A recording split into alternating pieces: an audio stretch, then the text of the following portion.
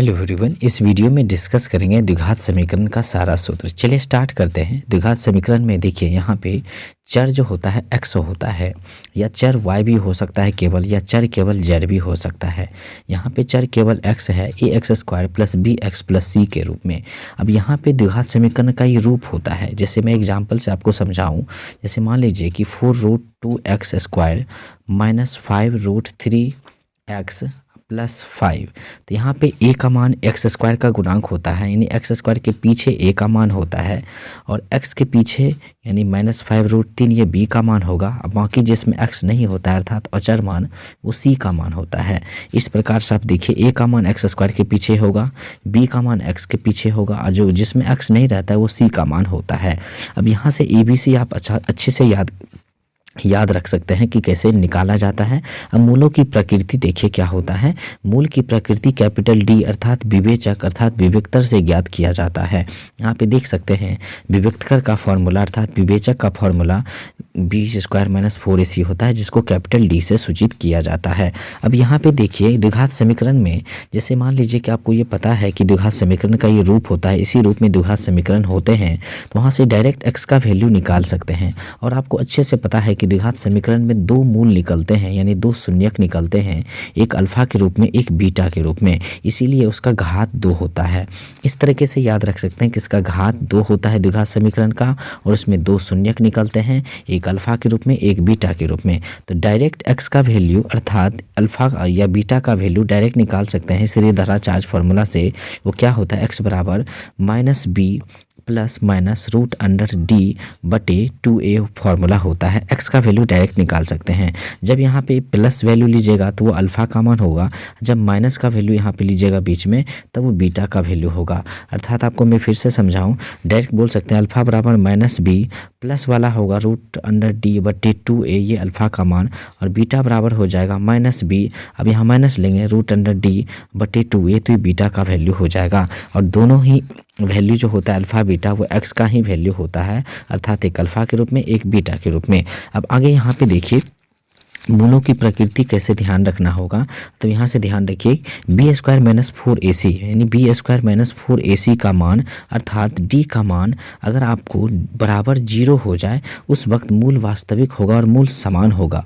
तो आपको क्या याद रखना है, जब d का मान यहाँ पे 0 होगा तो मूल वास्तविक और समान होगा।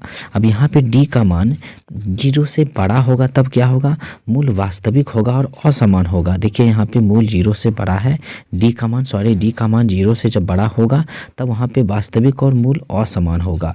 लेकिन एक कंडीशन में याद रखिए कि जब d का मान 0 से छोटा होगा अर्थात b² - 4ac का मान 0 से छोटा होगा, यानी माइनस में जब d का मान आ जाएगा उस वक्त मूल काल्पनिक होगा।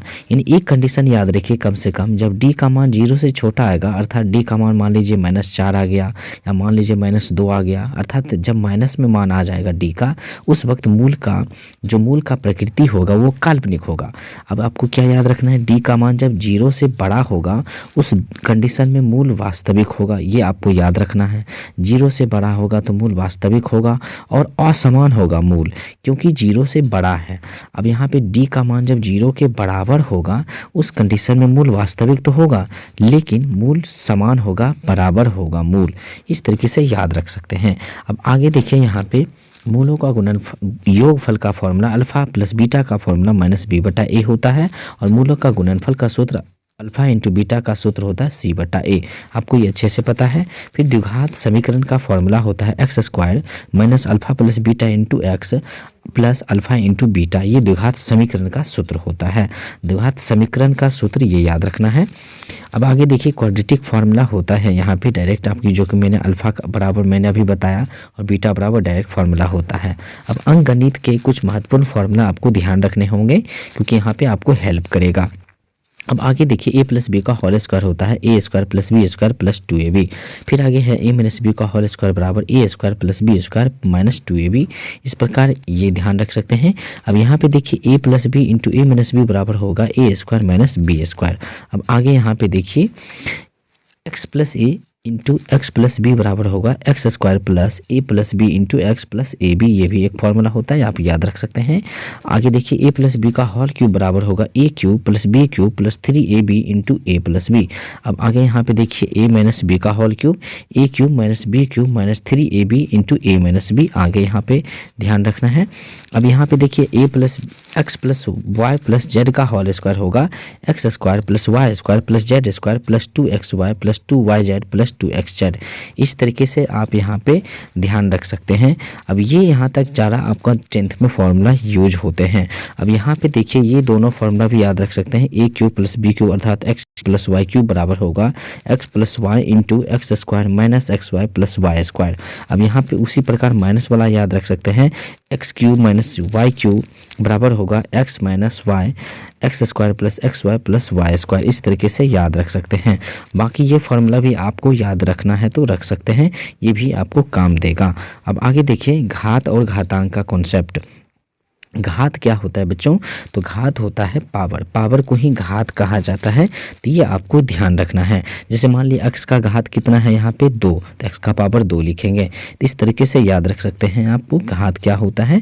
इस प्रकार से देखिए घात, कोई भी घात का मान अगर शून्य है तो उसका मान 1 होता है, ये आपको ध्यान रखना है।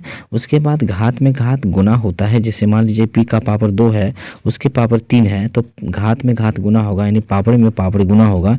ये हो जाएगा 2 तिया 6 अर्थात p का पावर मान 6 हो जाएगा। इस प्रकार से याद रख सकते हैं। जैसे मान लीजिए 1/p p का पावर 2 है, तो ये अगर पावर ऊपर जाएगा तो माइनस लग जाएगा अर्थात ऊपर जाने पे उसमें चिन्ह बदल जाता है, यानी ऊपर नीचे पावर होने से उसका चिन्ह बदल जाएगा। जैसे मान लीजिए कि x का पावर 2 है, अब ये इसको नीचे करेंगे तो x का पावर -2 हो जाएगा अर्थात ऊपर नीचे करने से पावर का साइन चिन्ह बदल जाता है। अब आगे देखिए यहाँ पे समांतर श्रेणी का भी आपको सूत्र बताया जाएगा। तो ये नेक्स्ट वीडियो में आपको बताया जाएगा कि समांतर श्रेणी का सूत्र सारा क्या होता है। Thank you so much video देखने के लिए।